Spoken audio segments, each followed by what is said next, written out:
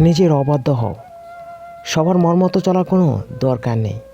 সবার কথা চিন্তা করতে করতে নিজেকে খারাপ রাখা বদ্ধ করো। কেউ তোমাকে দুটো খারাপ কথা বললেই তা ভেবে ভেবে নিজেকে গুমড়ে মারার প্রয়োজন নেই। দরকারে তুমি কেয়ারলেস হও। প্রয়োজন নেই প্রতিবার তোমারই সবটা ঠিক করে নেওয়ার চেষ্টা করার। কেউ তোমাকে একটু ভালোভাবে কাছে ডাকলেই সব ছেড়ে ছুড়ে দূরে যেতে হবে না। বুকে জমা কথাগুলো হাওমাও করে বলে দিতে হবে না।